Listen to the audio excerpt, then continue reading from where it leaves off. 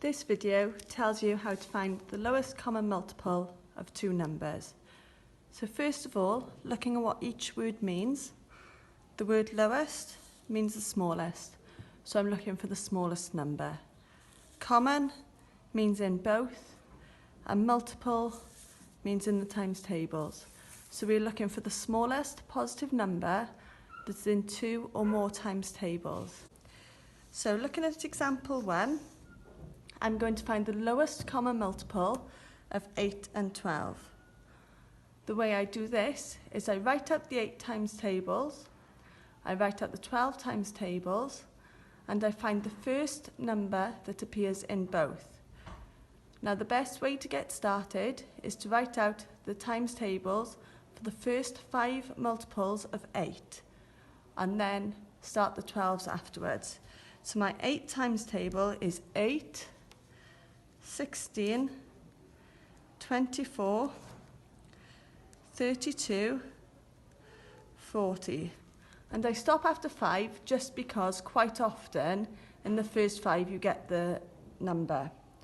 Underneath, I'm then going to write out the 12 times tables. If I see a number in the 12 times tables that is already in the 8 times tables, I can stop writing. So the first number is 12. 12 is not in the 8 times tables, so I carry on. The second number is 24. 24 is in the 8 times tables and is in the 12 times tables, and it's the first number that is in both. So the LCM of 8 and 12 is 24, and that is the answer. Looking at the second example, I'm going to find the LCM of 12 and 72. So I'm going to start writing out the 12 times tables. Again, I'll start for the first 5 12s.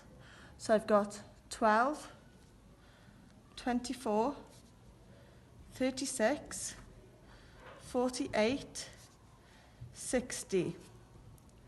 Now if I start the 72 times tables, it starts on 72, and you can see that my 12 times table hasn't yet reached 72.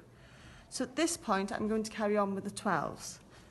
I know the next number in the 12s is 72, and that's the first number in the 72 times tables. So that will be my lowest common multiple.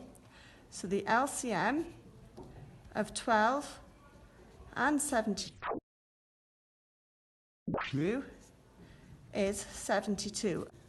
So the final example, I'm going to find the LCM of 3 numbers.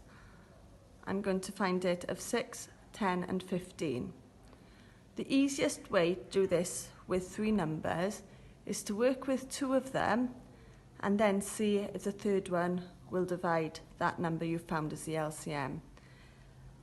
I'm going to work with 6 and 15 because I know that every number in the 10 times table ends in a 0, which makes it much easier. So starting to write out my 6 times tables, I have 6, 12, 18, 24, 30. Again, I've just done the first 5 numbers. Then I'm going to start the 15 times tables. Now you might not know your 15 times tables, but think about what you do know. You know it starts with 15, and you know that you add 15 on to every number to carry it on. After 15 comes 30. Now 30 is the last number I wrote down in my 6 times table. It also ends in a 0, so because it ends in a 0, I know that it's a multiple of 10. So that means now the LCM of 6, 10 and 15 is 30.